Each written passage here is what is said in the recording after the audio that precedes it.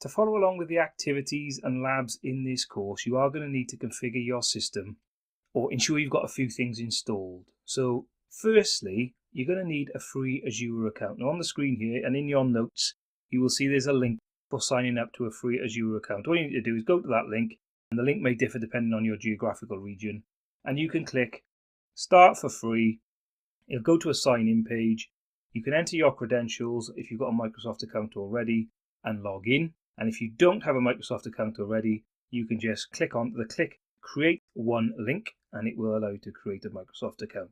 This process will require credit card details. However, it's important to point out here, no money is charged, even if you've exhausted your free credit or your free month. The resources you created will be stopped, and they will only be started again once you have signed for a paid account.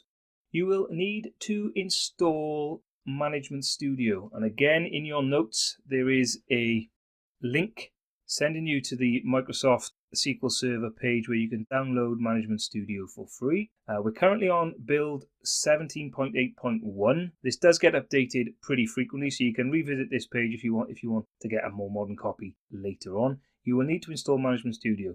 Now, what this won't do, this won't install SQL Server itself. It won't install the database engine. It's just going to be the client tool for managing it. Hopefully, you may already have an instance of SQL Server installed. However, this is just the client tool.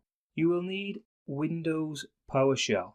Now, depending on your operating system, assuming you're on Windows, PowerShell has shipped with Windows since version 7 Service Pack 1. So there's a fair chance you've got PowerShell on your system already. However, it is worth noting that it must be PowerShell 5.1. You're also going to need PowerShell. Now, since Windows 7 Service Pack 1, PowerShell is shipped with Windows. There's a fair chance you've got it already. We do need version 5.1 in this course.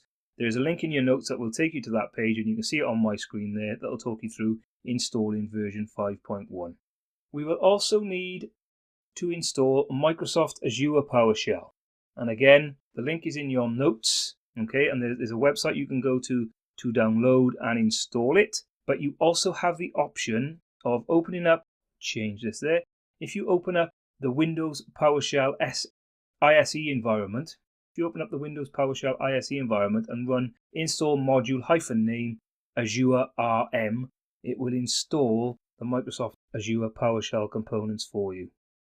We will also need the RML utilities for SQL Server. Again, these are a free download, but we will need them for this course, so you can go away and get those. And we will need also the community edition of Visual Studio.